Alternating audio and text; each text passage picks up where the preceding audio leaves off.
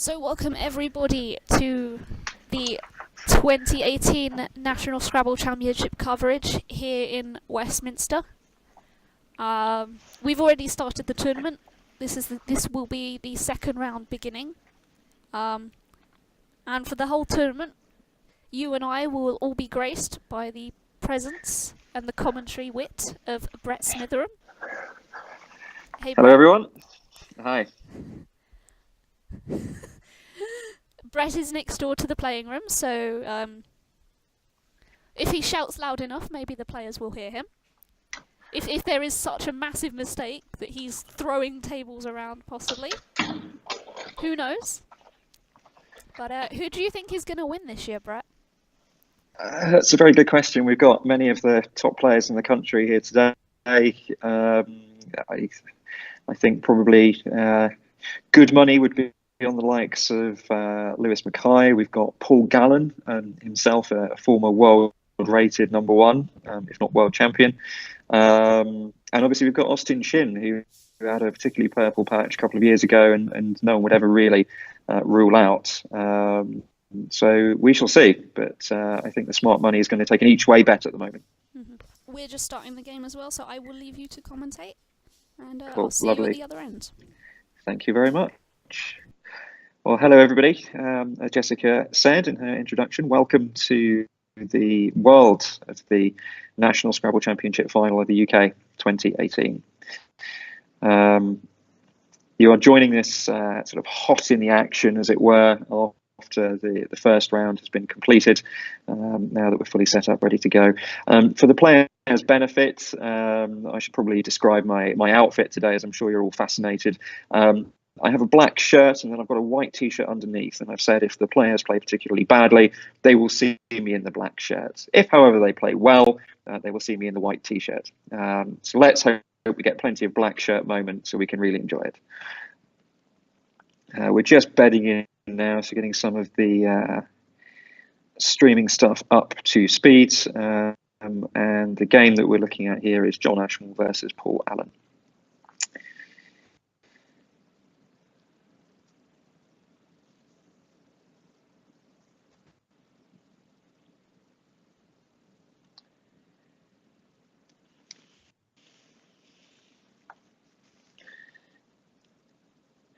So Paul's opening rack, you can probably see from the stream, he's already played Girl, and actually given what he had, Girl, CHZ, it was the only play really.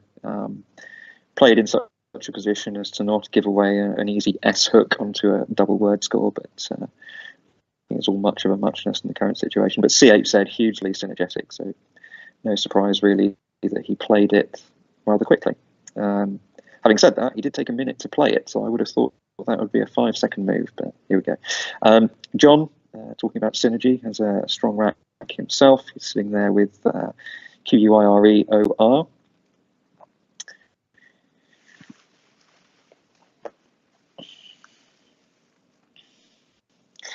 The positioning of Girl really does cause problems with this rack, though, because he's going to score virtually nothing.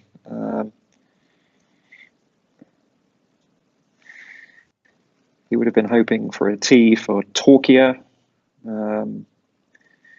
which obviously is the comparative of Torquay, which is where the World Championship is being held in a month's time. Paul has picked out a rather nice EE to go with his all-constant keep. John's opted for Choir there. Doesn't really seem to achieve anything, in my opinion. I mean, simulation would seem to suggest a play of Roke would have been stronger, making GURE.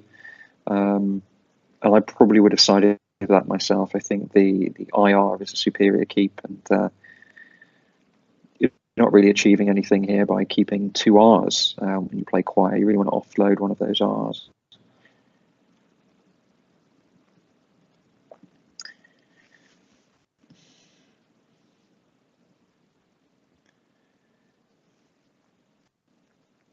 So as I say, Paul sitting with a very pleasant synergic rack. on a board that doesn't really have a lot of scoring potential currently with such a synergic rack. He lacks any of the important hooks, the S for the front of quire, or indeed the end of it, the D for the end of quire. He doesn't have an I to go down this side of the Q, and any short plays involving the Z, which he should be thinking about, ideally something like Les now, would sort out the rack and keep an extremely strong ETCH. He can't actually do any of that. So this is one of those situations where you're trying to come up with the best of a bad bunch with a really good rack. It was rather frustrating. Of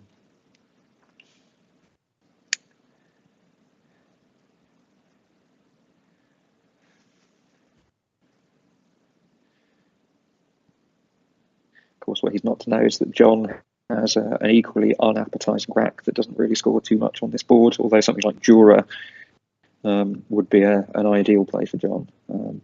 There's very little action going on around this board, so I imagine Paul's going to play something through the U.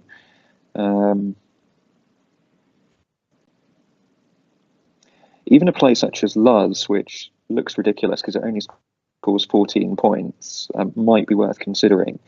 Because if John doesn't have one of the key hooks, the D or the S, he's going to score virtually nothing on his next move, short of having a bonus.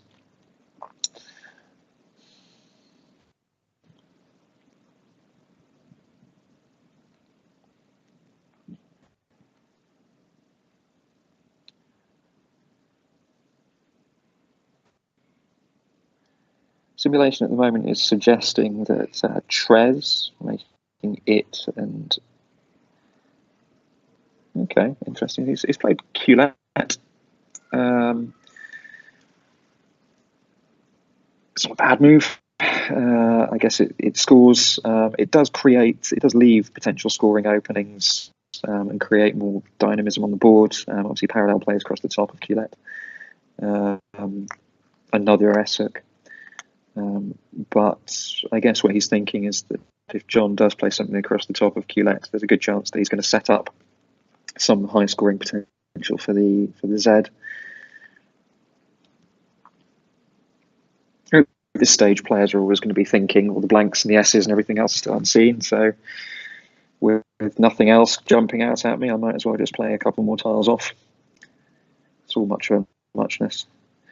From John's point of view now, he's staring at a rack that really lacks any of the key hooks on this board.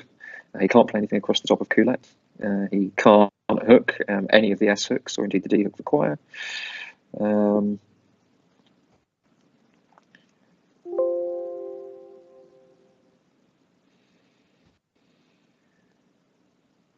It's almost a situation in which I'd be tempted to change.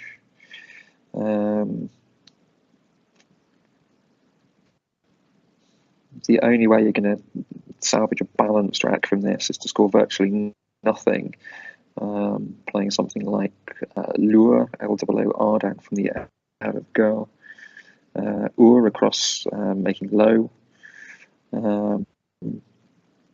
It's one of those situations where you'd really like a nice J setup, which Grot potentially has the opportunity to be,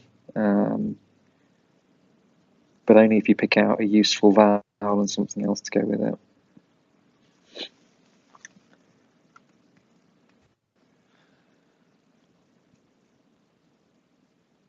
Paul now continuing with a theme of racks that look really nice.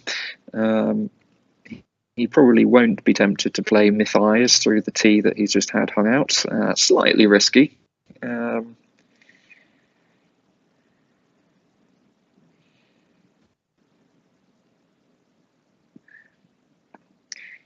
Interesting potential here. And really, I guess you should play the game rather than your opponent. But early in a tournament, some players might consider playing something like Zymite through the T of Grot, setting up the A front hook if they feel their opponent might not know it. Now, I guess in this situation, there is a suggestion that John didn't have an A when he played Grot, otherwise it would have been more effective to play across the top of Qulet. But Zymite does also keep HE, which is a pleasant enough keep.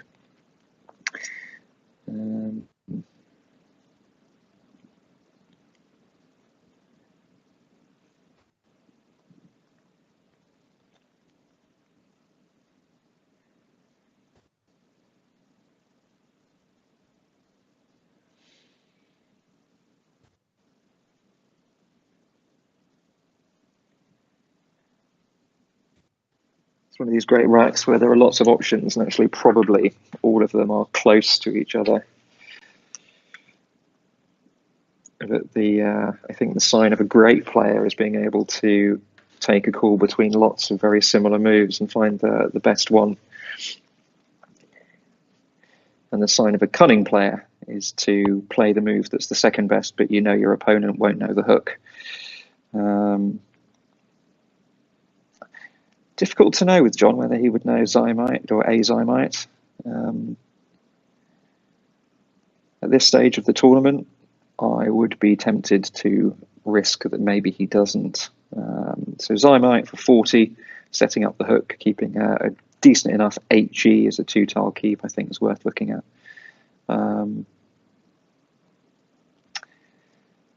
Simulation, if anyone's interested, well, initially it's putting Myth Eyes towards the top. I think that's lunacy. No one in the right mind would play that, particularly with all the S's, D's, blanks unseen.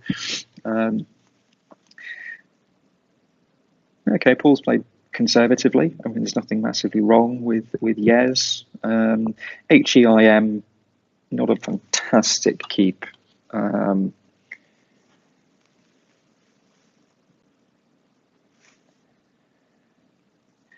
I think Paul's playing a restrictive game currently until his rack becomes significantly stronger. John takes the opportunity to finally offload the J that he's been sitting on for a while, but he did keep a terrible, terrible combination. Sometimes I think in these situations you just have to bite the bullet and forget about the balance if you've clearly got a good score and you have to offload a problem tile. So I think Jizz might have been the right play. He's certainly not going to get rid of the J anytime soon if he doesn't play it now. He's just got to hope that he picks out something decent to go with a pretty vile rack.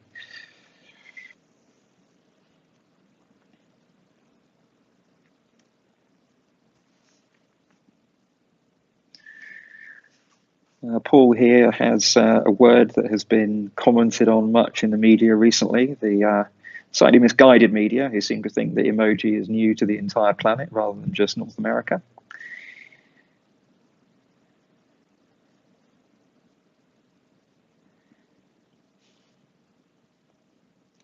The only word of length on his rack that I can see is homey, which won't really play anywhere worthwhile. Paul will probably be looking at something perhaps down onto the L of Qulet, as he's got the I. There are no sixes currently ending in IL with what he's got. But yeah, I think he takes the score with Mo. And for players watching, I guess as a bit of a rule of thumb, occasionally people will avoid opening up triples, opening up 9-timers, because there is a real fear of what your opponent's going to get back. But if you're crippling your own rack, if you're stifling your own scoring potential by not doing it, you might as well play it. Occasionally you will get stung, there's no doubt about it, but more often than not, it's better to focus on your own rack, your own scoring power, and leave it to your opponent to worry about what you've just done. One of the benefits of something like emoji, though, apart from obviously the defensive qualities, that it would have set up the H's, making a hum for 30-odd points next move. But given at this level, we're looking to achieve an average score of between 35 and 40. Plus, playing HM would, of course, opened up the triple file. I don't think there's anything too wrong with Mo. Now, John's having to reap what he has sown with his previous challenging racks. The word which stands out to me here is, well, I don't know whether you call it a bucket list, whether you ever want to have it, but he's got guru, Gooroo, which is one of the very few 6-letter words that has 4 O's in it. Omov, 1 man, 1 vote. Looks good. Takes out the scoring potential there for Paul. Does a little bit to balance the rack. Keeps 2 of the hooks for JO. So if John were lucky enough to pick out a bonus now, he would at least have a place to play it. For those who are interested, the other 6s with 4 O's are Boo Boo, Buku, Boohoo, Buku with a K, Cuckoo, Doo-doo, Guru, Hoodoo, Hoopoo, Hooroo, Kudu. I sound like I'm mad. My personal favourite is Mooloo, and then Voodoo, Woohoo, and of course Doodoo.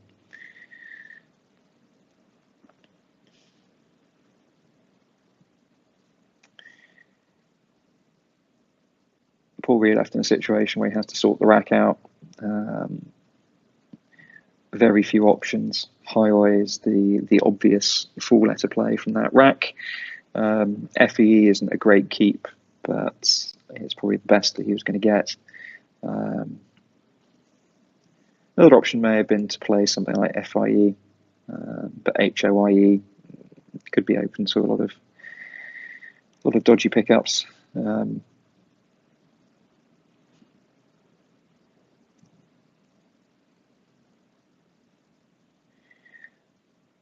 John continuing with his interesting set of pickups. Obviously, there's played Trods across the top of High-oi, as you can all see, making such a delightful board, sorting out the duplicates that he's got, opting to play Trod instead of Trog. Better to keep God than Dodd, I guess, although some fans of comedy would always rather have Dodd. Paul, in the meantime, his rack has collapsed. Very low potential board. He's not going to score much at all on this move.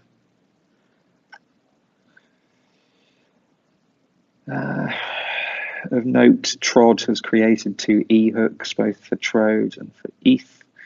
But I think really here Paul has to change. I would suggest change 6, keep the E for the ETH hook.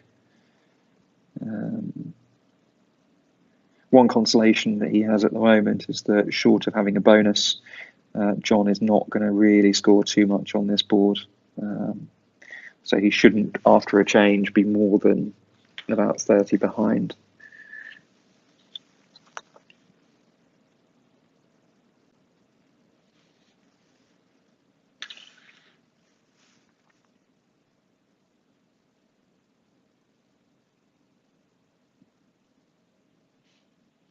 He's looking like he's thinking about playing Phi.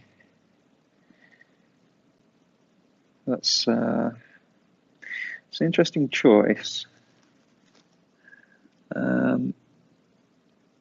Top simming is Fade Joa through the JO.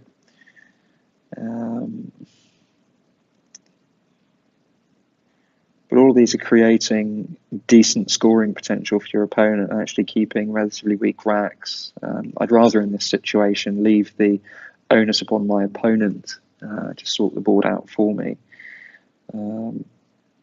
And again, all S's, all blanks unseen. Turning over 3 tiles to keep vowels is very, very risky.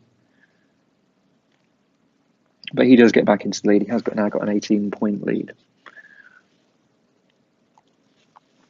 John, sitting there with one of those great almost racks, makes 8s with L, N, and T. So Goliast, Agonized, Diagnose, and Godetius.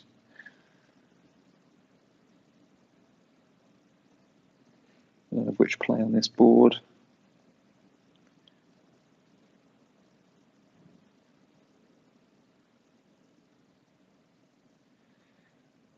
If John was so inclined, could play something relatively straightforward like Gore and Oye, keeping it aside. He can't hear me.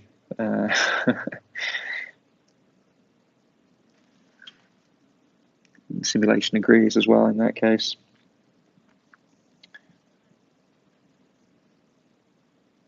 It's a nice situation to be in when you've got a board that actually is relatively low on scoring potential, and you're very close to a bonus, that you don't feel bad about fishing off a couple of tiles and scoring relatively highly for the board. Paul now, I mean, Paul's had a reasonably good pickup with the T and the R to go with the 4 vowels, but he has picked out a duplicate I. So he's in the situation which he sort of knew he was going to get into, of having a lot of low scorers. He's decided to just plough through with score and take Otia. I think, given board situation, given the low potential, 36 has to be taken.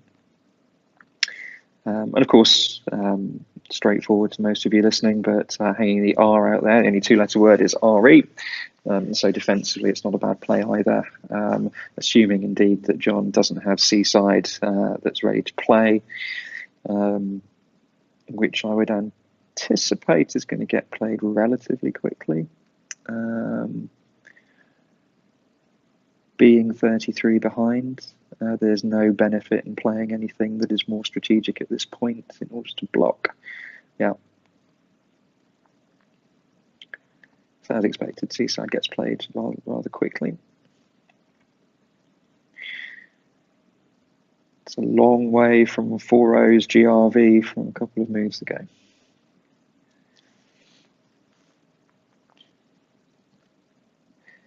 Paul there, sitting wishing that the L of girl was floating elsewhere for Nauplius, but not to be.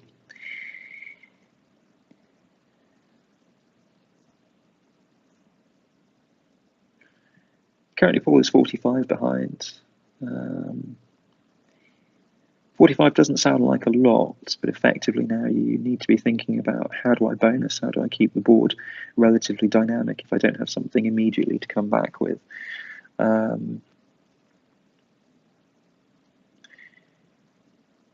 are a few options that might be going through his head. He's going to be comforted by the fact he's got the S for Seasides.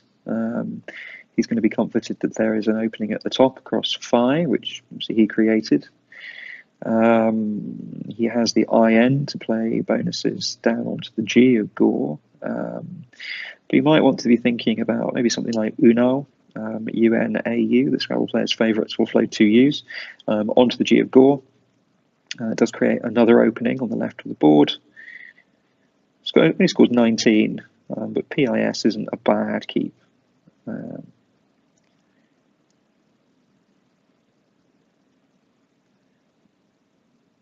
What he wants to try to avoid now is just dinking off a couple of tiles for virtually no score, and allowing a proper bonus side lead to be created. For those who are interested, simulation agrees with you, nor play.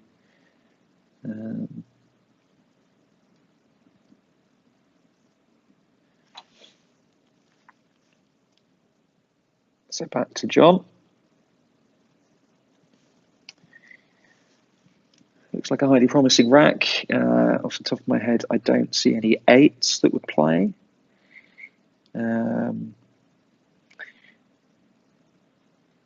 If John was so inclined to start killing the board, he could be playing things down onto Seaside. So words such as Clevis, or anything with the C and V really. It's a good rack to be blocking with.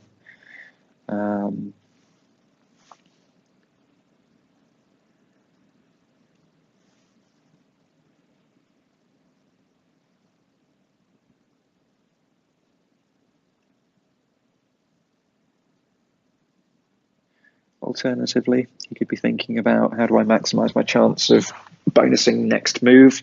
Klein's is a pretty good 6-letter set. So he may be considering just playing off the V somewhere.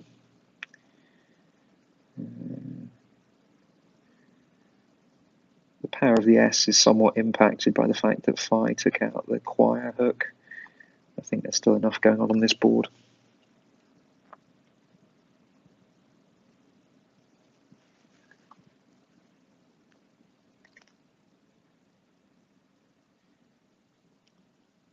With Paul's rack, he's going to be hoping that John plays something to leave him one of the floaters that he needs. LORX, I believe. Episomal, apomixes, hypomeas, and meropias. The eights. And if John does decide to go for the blocking option, which may be a little bit premature at this stage, he wants to play something like Vices.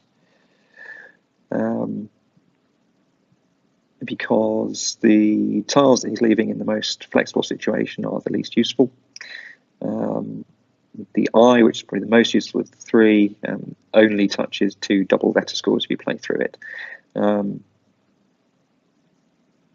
Simulation would seem to agree with Vices. I don't really like the LN keep, so I'd prefer personally to play something like Clevis. It does leave the E floating, which could be a bit of a challenge. But I'd still prefer to be turning over one more tile at this stage. It's not to say that turnover for the sake of everything is a good thing to do. You shouldn't chase S's and blanks if you already have a good rack that you're looking to mature. But there's nothing really stand out about the L or the N, particularly given what was in the bag, to consider keeping one of them. So Paul now sitting there without the floaters that he needs.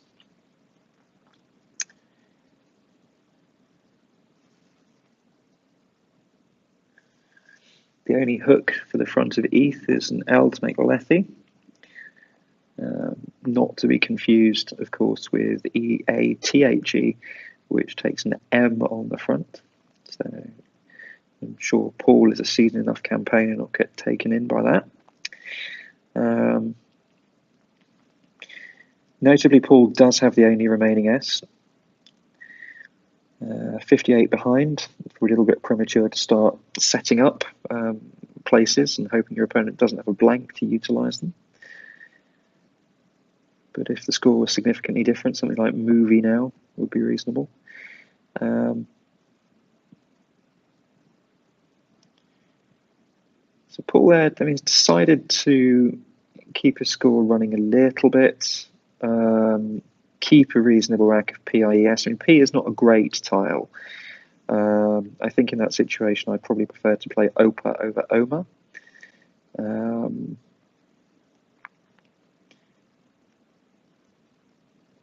Pomace through the C would have been interesting. It's not a do or die. There's no reason your opponent would play a blank in order to take it out unless they had a bonus.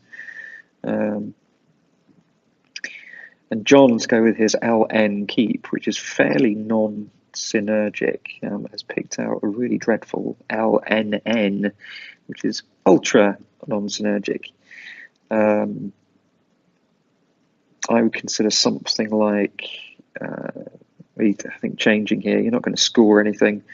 The LNN needs to go. You probably wouldn't want to play just LINN through the I of Vices. All you're going to do at the moment as well is to open up for your opponent, and when you have a lead, you really shouldn't be doing that. So John has opted to change.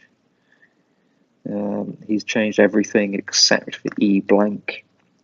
I think would have been more sensible to keep a consonant or two at that point. But leaving Paul in the situation of now having a bonus. But by the look of it, not having anywhere to play it, which must be really, really frustrating because they're good tiles. They don't make anything through the N.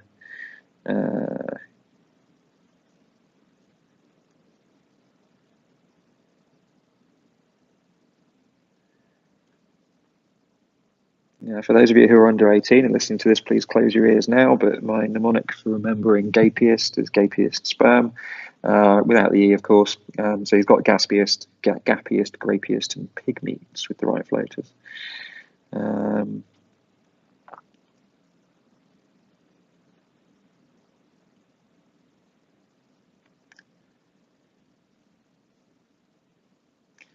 harking back to what I said about the P being an inferior tire to the M, if Paul had played Opa instead of Oma, he would of course now have Sigmate, or the other anagrams of that, which would play.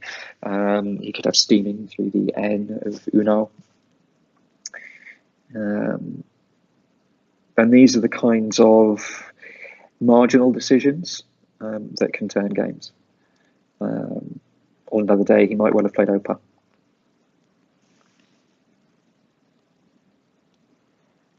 But in all fairness, I don't think anyone can say that Oma was an absolute howler.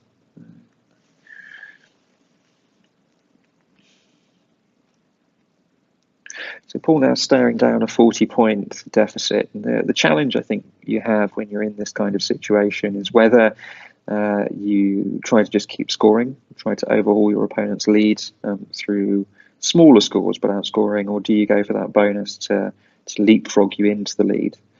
I think realistically, you need to be thinking a little bit of both, unless you can get back within 10 of your opponent. It's better to invest in a bonus so that you have a lead, rather than allowing yourselves to still be overcome if your opponent's got some good tiles. And obviously we know that John has the blank.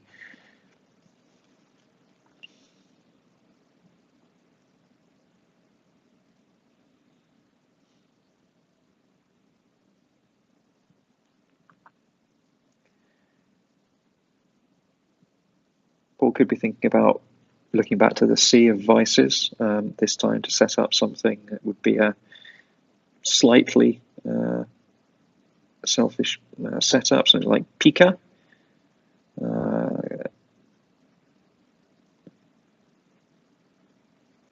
But he has to think about, how do I create some openings? How do I get a bit of dynamism on this board? Because if the board starts closing down, and realistically where the bonuses are going to go are over the top left, if John were to play 6 tiles down to that N now, all of a sudden the board's looking pretty clunky.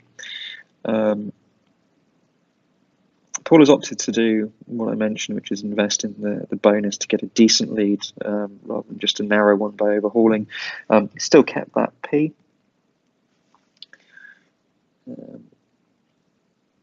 John has a great almost rack. A rack that, had he kept the L, maybe kept the L and the N actually, because L-E-N isn't that bad. L-N by itself is bad, but it's transformed with a couple of good tiles. He'd probably have a bonus now. The 2 8s that I see with John's rack are bearable and beatable, neither of which play. I mean, ideally what's going through John's head now is, right, how do I close down this board but keep it sufficiently open that I'm going to get a bonus? The perfect outcome is that he closes down all but one area of the board, bonuses in the remaining area, and the board is dead. Unlikely to happen in this situation.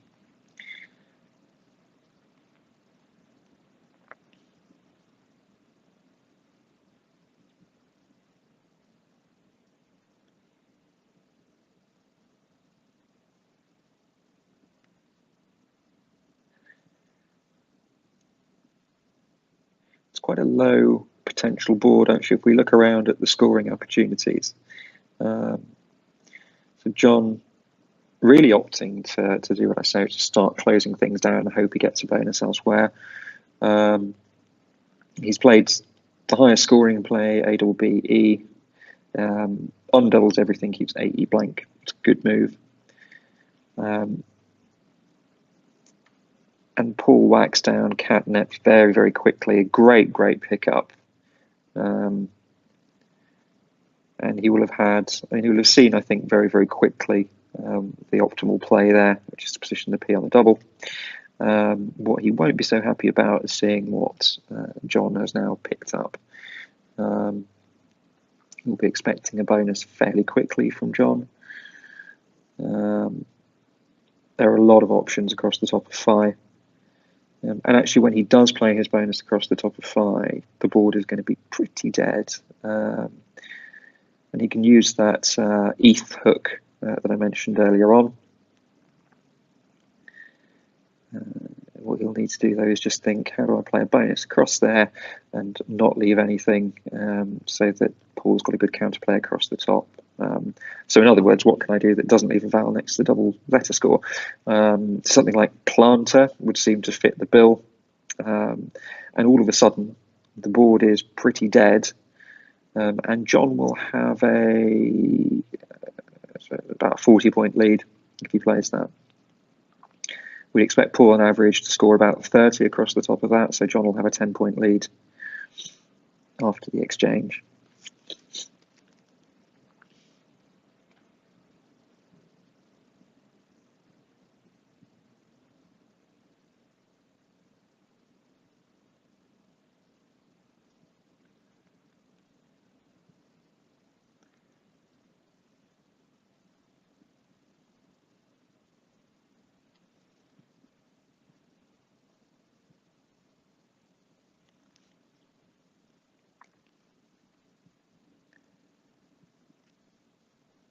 Other options John might be considering is playing across to the left, plays such as grapnel, repanel. He doesn't necessarily need to worry about the right-hand side of the board so much because all of the S's have gone for the hook on highway. Obviously, he has the second blank. So anything involving ES will now not be a threat down that side.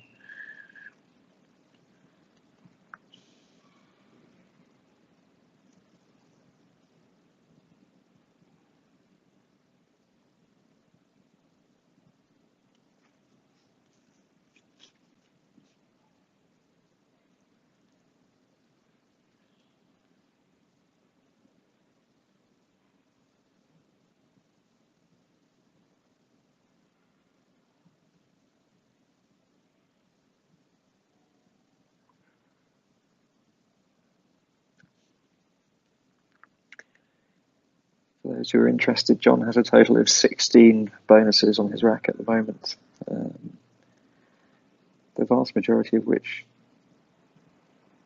play is grapnel, lampern, pantler, perlin, planer, planers, planner, planter, plenary, praline, prankle, pre-anal, pre-plan, repanel, replant, and replant.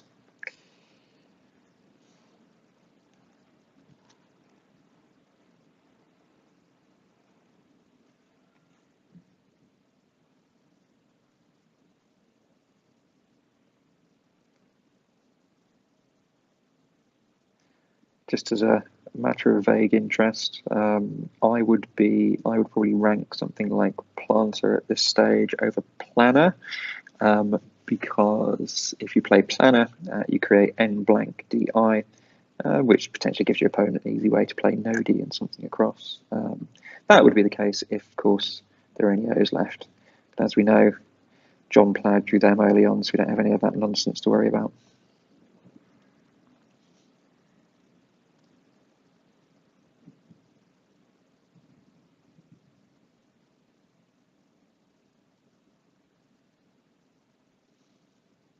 Options such as plenary, which you would hope that John would see, of course, run the risk of setting up the vowel under the double letter score. We have the benefit here of knowing that Paul has the F, so Paul would instantly get a 40 plus play point, comeback.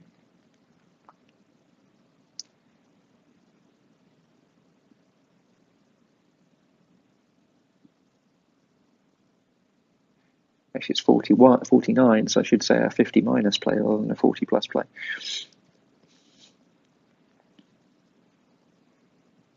The interesting thing here, though, is how long John is taking, because if he knows Lethe, it's pretty obvious what to play. It should just be a decision between some relatively straightforward everyday words.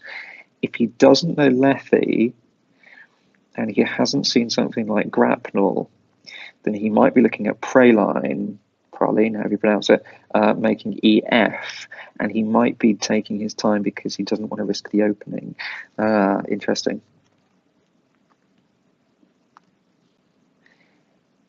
Okay, that's one of those oops moments.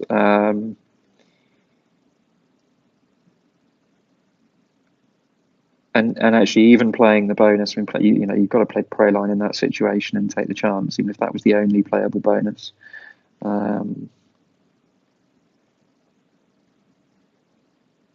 That could be a game-changing mistake.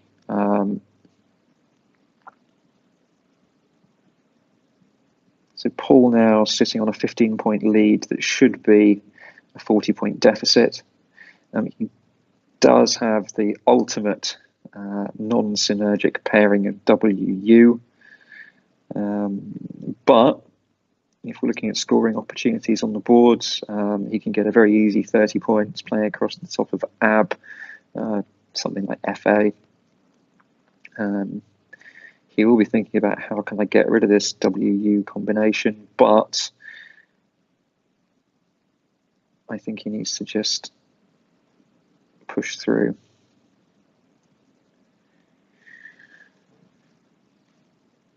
So John now has a good scoring rack, a good potential scoring rack.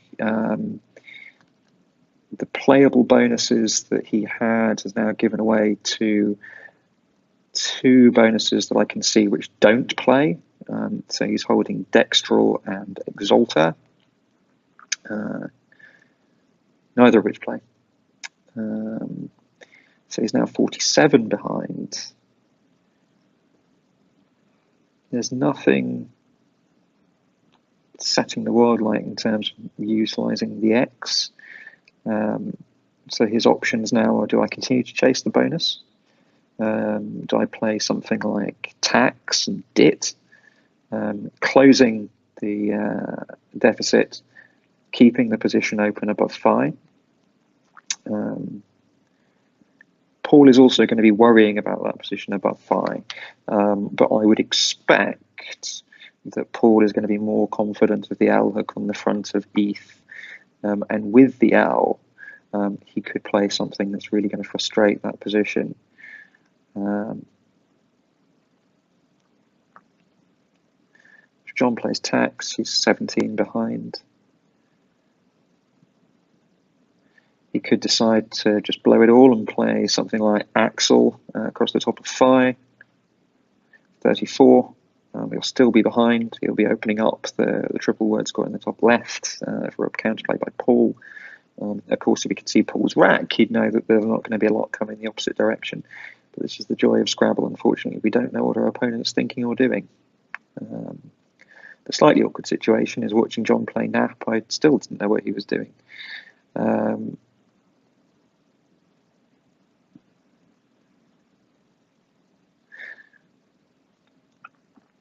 So John there opting to go all out now for the bonus. He plays a very conservative move, doesn't give away anything. All the O's have gone for XO and doesn't get in the way at all of what's going on the top of the board. It does pretty much telegraph to Paul that John has got a very strong rack.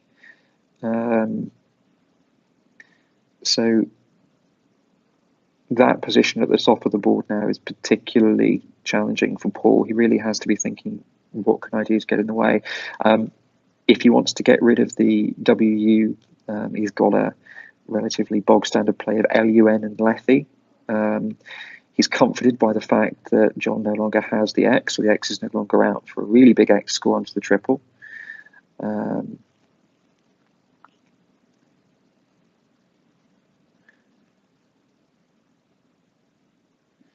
Something like Lun would be really frustrating for John as well, because John has 4 bonuses that I can see on his rack. They all play at the moment. He has Darkled, Darkles, Crawled, and Rankled.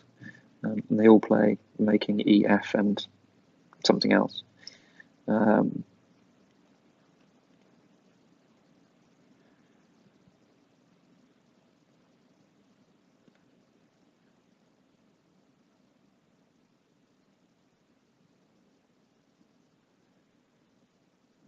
It would be nice if we could get a cute play ending in bug at some point in this game.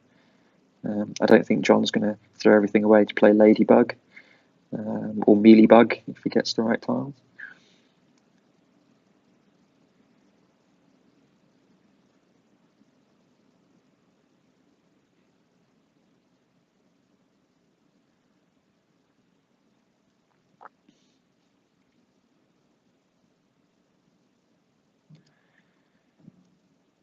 it's an interesting situation for Paul, as I say. I think Lunn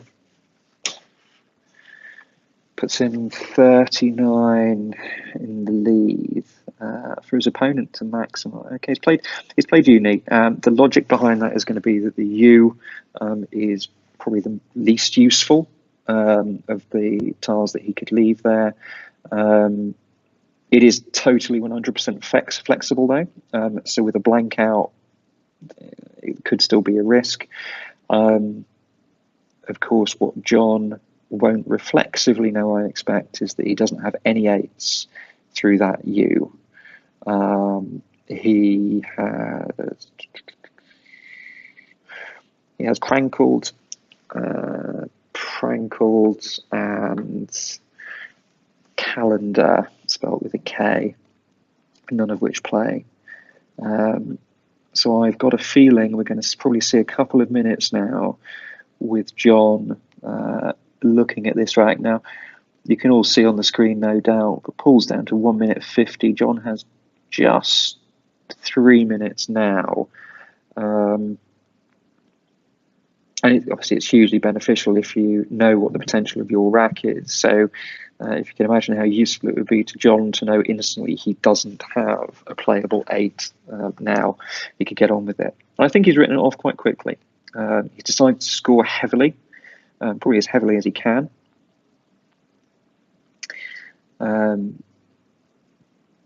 Put himself only 5 points behind. Keeping the LEN blank. No, actually not the LEN blank, sorry. So the LEN blank he should have kept earlier on when he changed. But so John now 5 points behind. He's opted to, I didn't realise we were down to the last tiles, he's opted to focus on getting out first and banking on the fact that Paul doesn't have a high scoring play, or that he will catch Paul with a lot of high scorers to catch him on countback. Paul is in the situation, he has a pretty dodgy set of letters, both W's, 2 N's. Something like Yaba and U for 27. That would put him to 381, so he'd be 32 up. 4, 5, 6, 7, 14, so 18. So John would need to go out and score 18 to draw.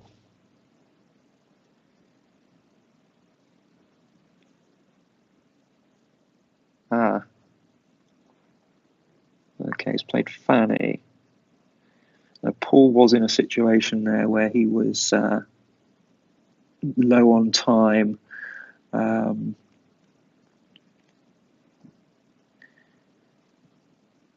So the scores now has 24 points in it. But Paul has 11 on his rack, so John only needs to go out. Wow. Okay, so a game of very mixed fortunes on both sides. I think there Paul only had 14 seconds left. Lots of options for John there. The highest scoring of which being Ledden, Ledden, onto the N of uni. But all of which winning plays due to Paul leaving himself with such limited time at the end. So there we go. Thank you for watching. I think a game there for everybody to be reminiscing over and ruminating about. A few slightly questionable choices which really swung it one way and then the other. I'm sure both players will take away positives from this and look forward to the rest of the tournament.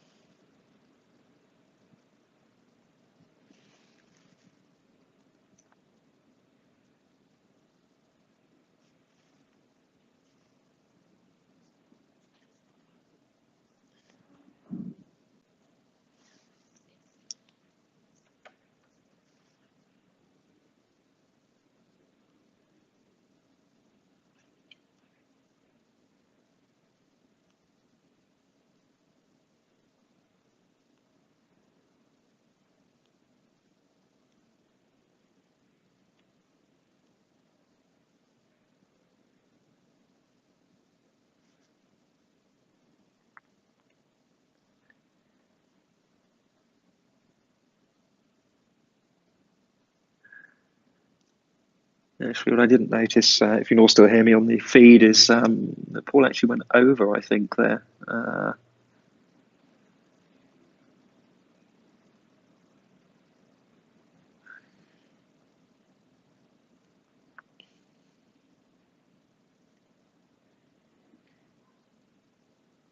I think this game is a good illustration, really, what I said at the beginning, that often it's not the clearly best move, the bonus or whatever else, that's the important. You have to make the choice of marginal options. The marginal options in this game, the options to keep the J, to whether you just let your rack deteriorate while you continue trying to eke out a little bit of score. The marginal options about, do you change 6 or 5 and keep E blank, or you keep LN for greater balance? Do you go for the bonus? Do you change with FIE? Lots of little things which I think could have swung it. And obviously the OMA is the obvious difference. It goes straight from having a bonus on the next rack to struggling to get something else. But Paul will be a little bit annoyed, I think, as people who know him will know, quite an intense player, and he wants to win, and he won't want to know if he's lost an opportunity like this. But for now, ladies and gentlemen, thank you for listening. There are a couple of questions, I think, being sorted out by the people in the room at the moment to determine what the final scores are. I'm not sure what the full story is there, but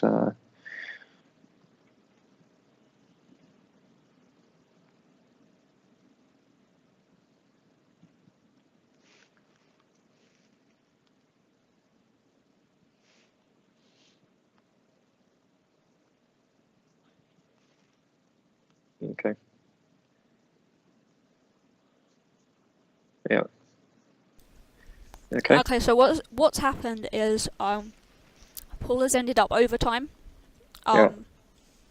Obviously, when he hit the clock at the end of his penultimate move, it didn't move over. So he does want clarification on whether the time penalties will stand because the clock potentially malfunctioned, but the TD is conveniently on a cigarette break. So, ladies and gentlemen, I've just been having explained what's happening at the moment, the conversation. So we've explained the mics are open. It's been explained to you already, ladies and gentlemen.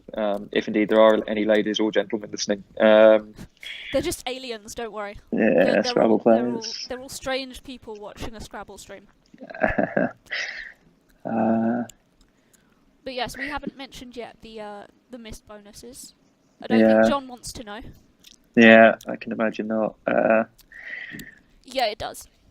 I didn't really have the time to check, but I'm guessing you and Yabba seem to win because I don't think John can score just quite enough. But let me say that we can go over it on our end. I didn't really have the time to check because Paul only had a couple of seconds, and then he decided to play Fanny. That's more than what we had.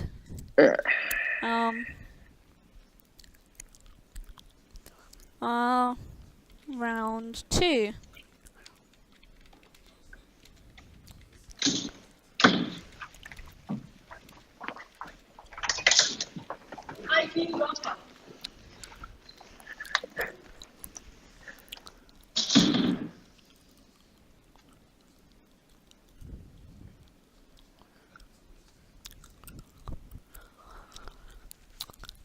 So I'm not sure if you've heard, Brett, but we have had the official TD decision. Okay.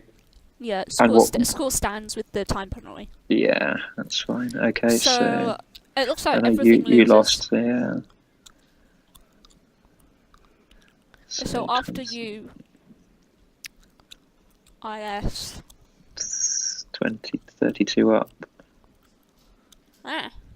Not. Okay. Yeah, it's not going out. It's that. Yeah, because he's not going to do anything with W, with the remaining tiles. Yeah, and it would have been quite nice actually, because I was waxing lyrical about having a bug play, and red bug would have been, or bed bug would have been part of one of the winning things. But as always happens, for those who are listening in this situation, you want to force your opponent to find these plays. You don't want to give them a nice easy out. So you was always going to be a better player than Fanny, regardless of whether it's still lost. We're all human, so you want to give your opponent a chance to make the error. But lots of options there for John to find. And this is where you and I will have a break now. Good. Wonderful. Okay, thanks everybody. We'll be back at, what time do we start again? 12:30, but we're quite behind on schedule, so it might be another 10-15 minutes. Yeah. Okay, ladies and gentlemen, we will see you at just after 12:30 Brett Smitheram time.